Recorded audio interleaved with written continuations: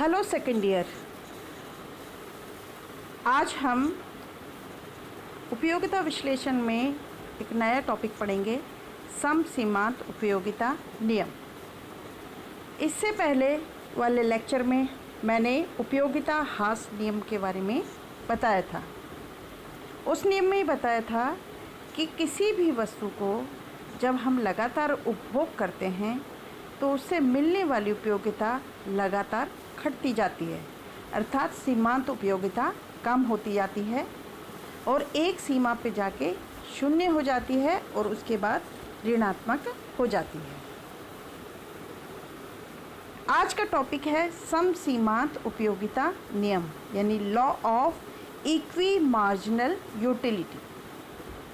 एक विवेकशील यानी रैशनल उपभोक्ता अपनी सीमित आमदनी के व्यय से अधिकतम संतुष्टि प्राप्त करने का प्रयास करता है।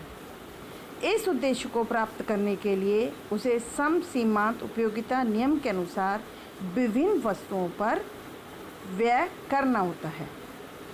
समसीमांत नियम के कुछ अन्य नाम भी होते हैं, जैसे उपभोग में प्रतिस्थापन का नियम, व्यय में मितव्ययता का नियम, अधिकतम संतुष्टि का नियम अथवा आमदनी के आवंटन का नियम।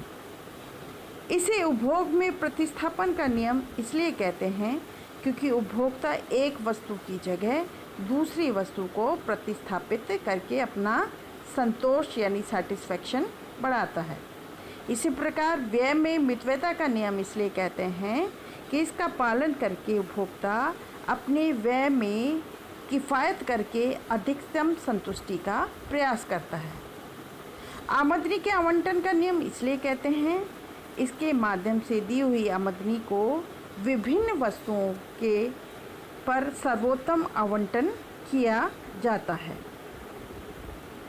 अर्थात विभिन्न वस्तुओं पर इस प्रकार व्यय करता है प्रत्येक उपभोक्ता ताकि उससे वस्तु पर व्यय की अंतिम इकाई से प्राप्त सीमांत उपयोगिता बराबर या लगभग बराबर हो जाए।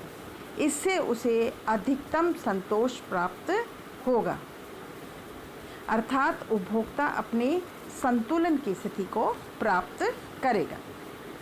इस नियम की कुछ मान्यताएं हैं, वो इस प्रकार हैं। पहला, उपभोक्ता की आमदनी स्थिर रहती है। दूसरा, जिस वस्तुओं पर वह उपभोग करना चाहता है उसकी कीमतें भी स्थिर रहती हैं। तीसरा, उपभोग की सभी पसंद और उनसे उपयोगिता वक्रों द्वारा प्रतिष्ठित की जाती है जो एक विशेष अवधि में स्थिर रहती है। चौथा, मुद्रा की सीमांत उपयोगिता स्थिर रहती है, अर्थात व्यय के साथ साथ मुद्रा की सीमांत उपयोगिता नहीं बदलती।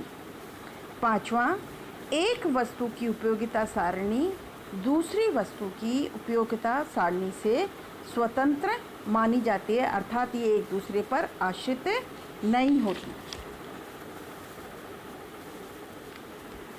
इन मान्यताओं के आधार पर हम समसीमांत नियम का अध्ययन करते हैं। यहाँ पर एक प्रमुख प्रसिद्ध अर्थशास्त्री हैं प्रोफेसर मार्शल ने अपनी परिभाषा दी है, वो इस प्रकार है। यदि एक व्यक्ति के पास ऐसी वस्तु है जिसे वह कई उपयोग में लगा सकता है तो वह इन उपयोगों को इस प्रकार विभाजित करेगा कि सभी तरह से इस वस्तु की सीमांत उपयोगिता समान हो जाए। यदि एक की अपेक्षा किसी दूसरे उपयोग में इसकी सीमांत उपयोगिता अधिक होती है तो वह एक उपयोग में से इसकी कुछ मात्रा निकालकर इसके दूसरे उपयोग में लगाकर लाभान्वित हो सकेगा। यानी प्रोफेसर मार्शल ने अपनी परिभाषा में इन बातों पर बल दिया है। पहला, एक वस्तु को कई उपयोगों में लगा सकता है। दूसरा, सभी उपयोगों में मिलने वाली सीमांत उपयोगिता यानी मार्जिनल यूटिलिटी समान होती है। तीसरा, यदि विभिन्न उपयोगों में सीमांत उपयोगिता यानी मार्जिनल यूटिलिटी समान नहीं है, ऐसी स्थिति में एक उपयोग से वस्तु की कुछ मात्रा निकालकर दूसरे उपयोग में लगानी होती है ताकि सभी उपयोगों में मिलने वाली सीमांत उपयोगिता समान हो जाए। समसीमांत नियम को समझने के लिए एक हम एग्जाम्पल लेते हैं, एक टेबल के माध्यम से, एक एग्जाम्पल के माध्यम से समझाते हैं। मान लीजिए एक व्यक्ति को 7 रुपये आम और आंवलों पर व्यय करना है।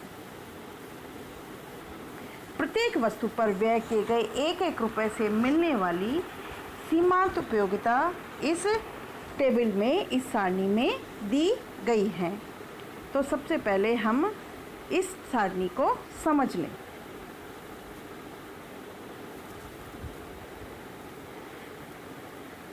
एक उपभोक्ता सबसे पहले अपना 1 रुपये वहाँ खर्च करेगा, प्रत्येक रुपये जहाँ उसको सीमांत उपयोगिता सबसे ज़्यादा मिल रही है।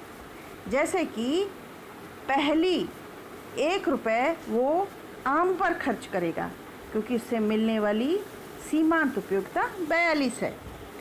दूसरा रुपये भी वो आम पर ही खर्च करेगा क्योंकि उससे मिलने वाली सीमांत उपयोगिता सबसे ज़्यादा 35 है।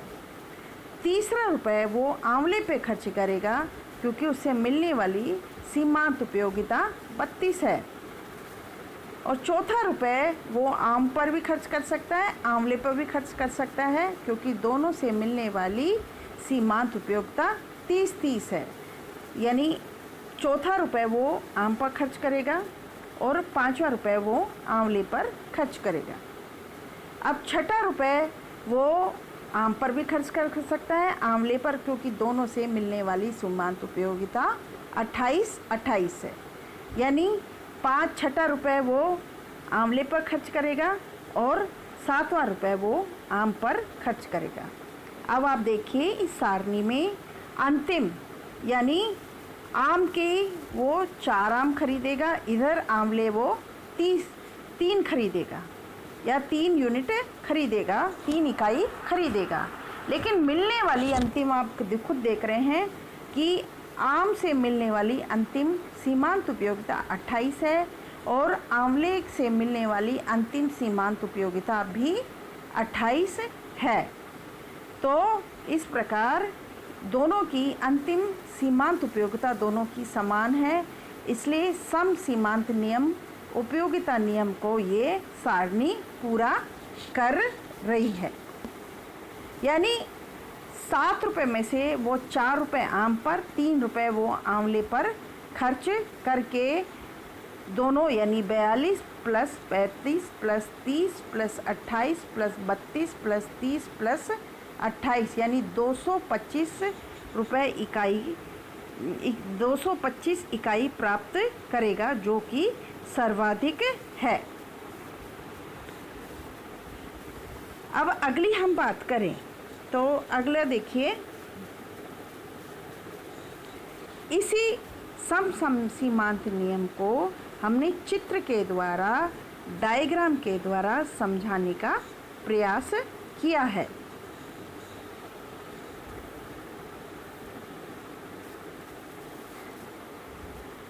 रेखा चित्र में जैसा कि दिख रहा है कि OX पे हमने रुपयों की मात्रा यानी रुपए लिए हैं और OY पर हमने सीमांत उपयोगिता, वस्तु से मिलने वाली सीमांत उपयोगिता को बताया है। और इस प्रकार अब आप देख रहे हैं आम से मिलने वाली सारणी में जो आम से मिलने वाली सीमांत उपयोगिता का वक्र इस प्रकार से हमने ड्रॉ किया है और आंवले से मिलने वाली सीमांत उपयोगिता को भी हमने इस तरह से ड्रॉ किया है। आप देखेंगे कि आम से मिलने वाली सीमांत उपयोगिता यानी अंतिम 28 थी और आंवले से मिलने वाली सीमांत उपयोगिता भी अंतिम 28 थी, यानी अब ये देखिए दोनों में बराबर। और इससे अब आप खुद देखिए कि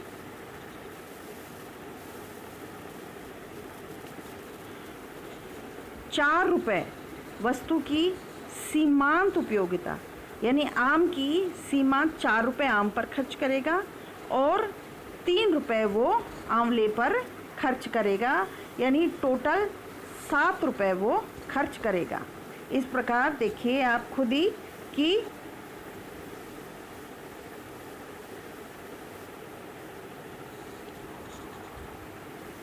अब आप देखेंगे आंवलों से व्यय करने से मिलने वाली सीमांत उपयोगिता BC के बराबर है। BC कितना है? ये BC, यानी यदि 1 रुपये आम में अधिक व्यय किया जाए तो संतोष में PMNO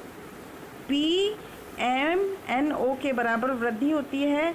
1 रुपया आंवलों में कम व्यय करने पर ABCD संतोष के बराबर कमी आती है।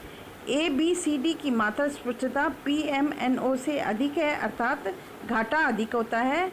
अतः 4 रुपये आम पर 3 रुपये आंवले पर खर्च करके वह अधिकतम संतुष्टि प्राप्त कर सकता है। धन्यवाद।